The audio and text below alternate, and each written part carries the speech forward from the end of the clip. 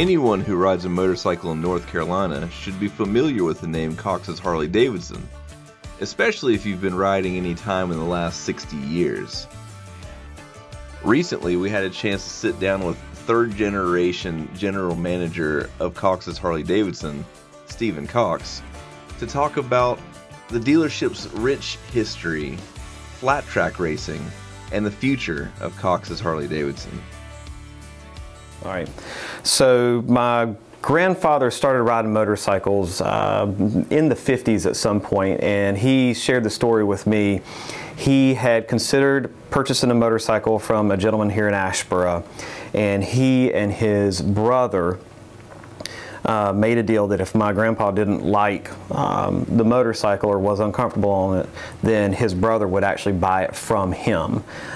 So they went and test rode the motorcycle on the south side of Asheboro on Highway 42 prior to that road being paved, and he decided he liked it, and so he kept it. So oddly enough, he made the decision right there that you wouldn't, if you had a crystal ball, that decision to keep that motorcycle versus either sharing it with his brother or selling it to his brother ultimately catapulted him into the motorcycle industry. And as far as my grandpa, whom we called him Pawpaw, as far as him having the basic knowledge of knowing how to work on motorcycles, he worked for a hosiery mill here in town, and as we know back then, an internal combustion engine was an internal combustion engine. You didn't have all the technology that we have today. So if you could work on manufacturing equipment, you could work on motorcycles. Not to mention he grew up on a farm and was the oldest child of that family, and by default he ended up being kind of the lead farmhand and grew up working on tractors and other farm equipment. So his knowledge of being able to work on motorcycles kind of filtered down from all these other things, and then you combine that with him ultimately keeping that motorcycle, and the rest went on from there. As far as first customers go, well, you know how it is. If you know how to work on it, your friends will find out. And so he had a group of friends in the area that were enthusiasts as well. So the natural progression was for them to bring their motorcycles to him to work on. And again, working on a motorcycle back then was completely different than the diagnostics results you have to get from the modules that you have in the bikes today. So you ride and fix your buddy's Harley-Davidsons. I guess the next step is to own your own dealership. Or is it? And then he was approached by the district rep at the time. His name was Dave Warren. And he was approached by Dave to becoming a Harley dealer here in Asheboro. And by what I recall, the first time he actually turned Dave down, said, "No, I'm good." He was still working in the textile mill. And for whatever reason, either he didn't want to invest the money or the time or whatever it was, so he kind of turned it down. And then ultimately Dave came back to him and said, "Hey, look, we really want to have a dealer point here in Asheboro, and if you want to build a facility, i.e. a garage, and it doesn't work out, at least you'll have a garage at the end of the day." So yeah, he took it on. I believe it was a $50 deposit that he had to make, and then built a 2-car garage with a downstairs office beside his house here on Crestview Church Road in Asheboro. So from 1961 to 2000, that's where we were.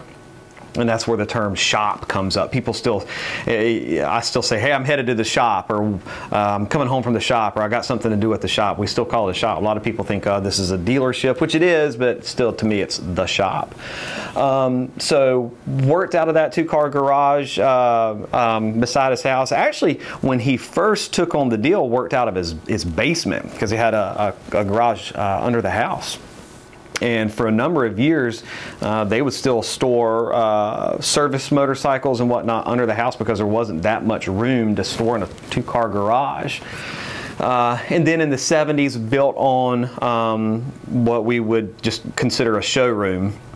for lack of better words, basically a cement floor and some old cabinets that he got his hands on for the countertops, and then added on to that again in 1995, and then we built this facility in 2000. And we've expanded on this facility multiple times. The service department, the used motorcycle inventory out front here with the roll-up garage, and we've got the Riding Academy pad outside. So as far as this campus is concerned, well, that's what I like to refer to, is because it's, you know, it's big. It gives us the ability to do a lot of things, i.e. events, and then our Riding Academy classes, etc. But as far as this campus is concerned, this all opened in April of 2000. A lot of Harley-Davidson dealerships started off with a passion for Harley-Davidson motorcycles and extended that passion to the racetrack. Well, Cox's Harley-Davidson is no different. And then as far as the racing piece, really the racing piece didn't come along until my dad and uncle came along. My dad was born in 1953. My uncle was a couple years older than him, and they started racing at a young age, pre-teens, and that frankly just was a passion for them too.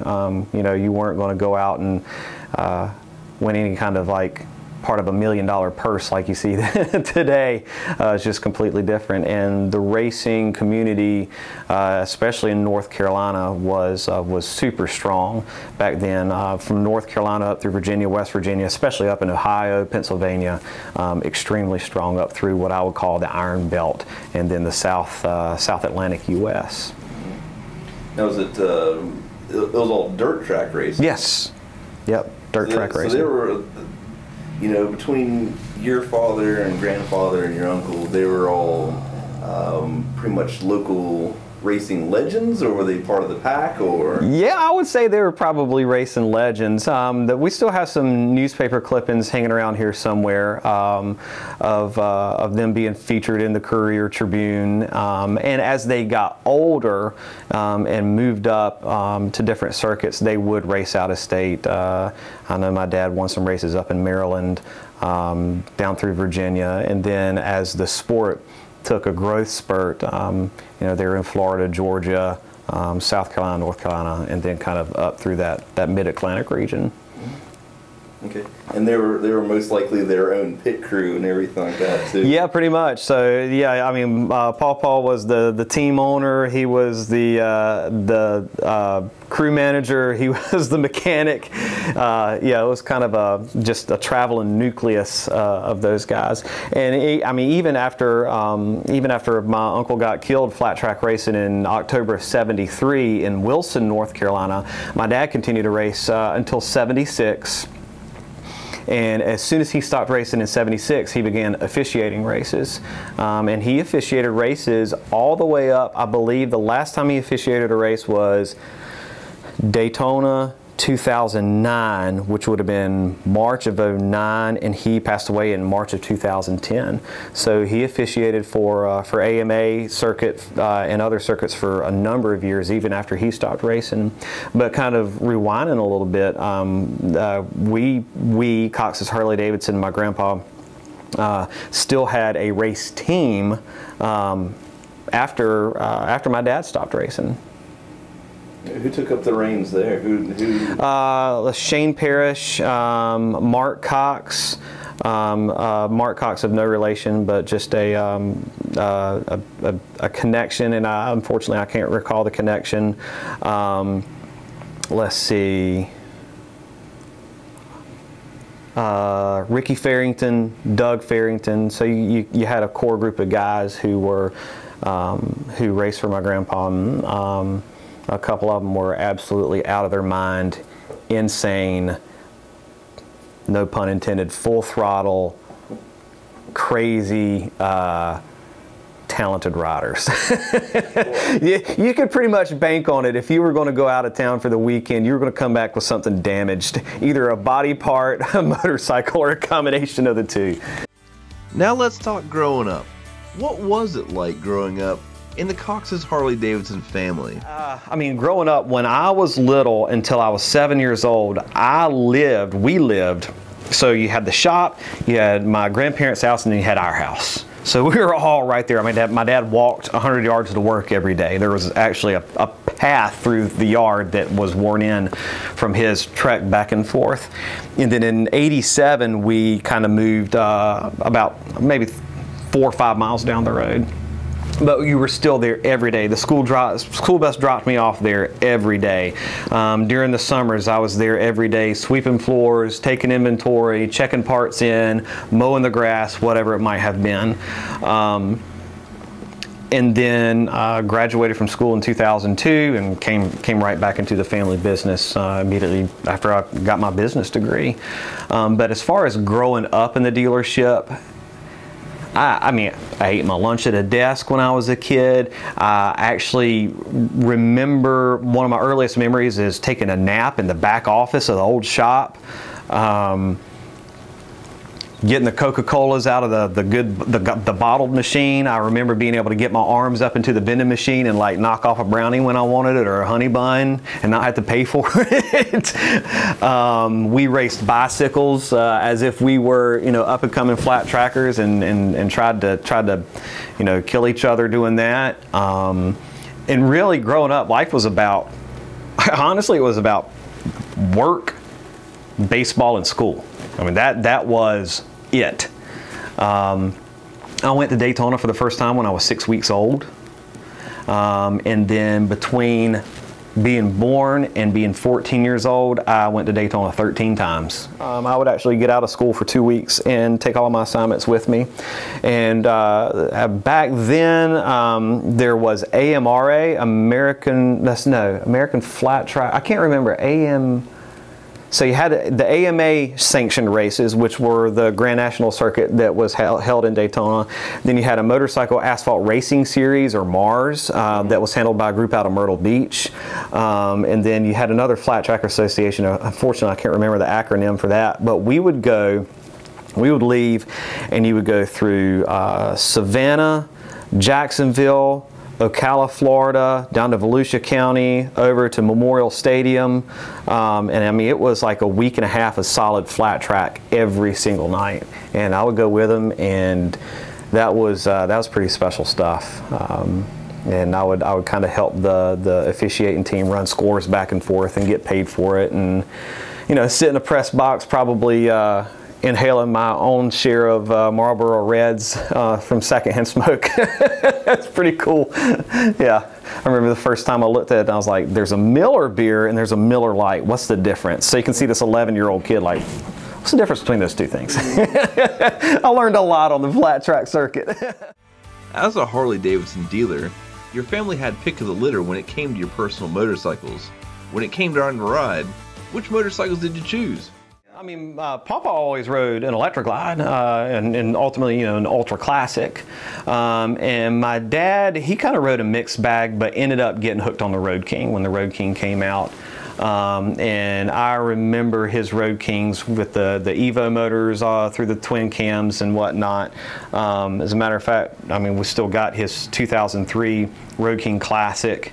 That was his last bike, and we also have a 2008 Road King Classic, which has never been started. Lubricants have never gone in it, anything like that. We still have it back in the service department. But my dad got hooked on Road Kings. My grandpa was always an Electra Glide Classic or an Ultra guy. For me personally, I like the Ultra Limited, and I like Road Glides. I kind of stayed away from Road Glides for years because I was part of the crowd that was just fixated on that fairing not moving. And then I had a Road Glide last summer, and I was like, this thing's all right. I think I like it. Cox's Harley-Davidson has been in business since 1961. What is the key to the longevity of this business? And how do you see yourself carrying this momentum into the future? Yeah, so we're the longest continuously owned in North Carolina. We're going to start celebrating our 60th birthday as soon as the year turns over. That birth date won't actually come, I think, until September 22nd, I believe it is the official date that my grandpa received the letter, hey, you are a Harley-Davidson dealer. September 22nd of 61, I believe it is. We do this because of the people that share the passion of motorcycling with us, and because of the people that work with us. So at the end of the day, I get to look out there at people like Eddie Berry, who's been with us since he swept floors for my grandpa when he was 12. Decades and decades and decades of service. Larry Kessler.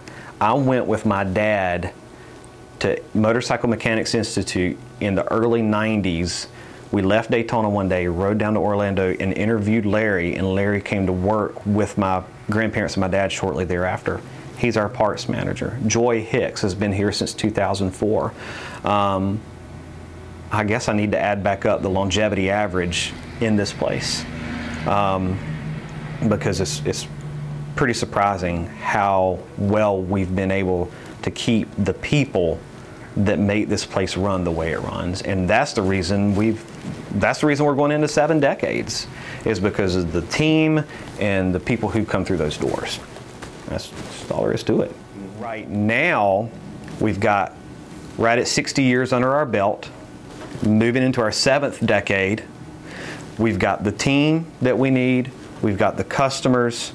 Right now, our big focus is the customer experience. So what we've tried to do here in the last year and a half, by adding the patio outside, having draft beer every weekend, having our TVs inside, having our high top tables inside, new furniture at the service area, new vending machines. That was the vision, was the customer experience. Let's retain people once they get here. And it works, and you have to put your neck out there and be willing to risk that investment, but it does work.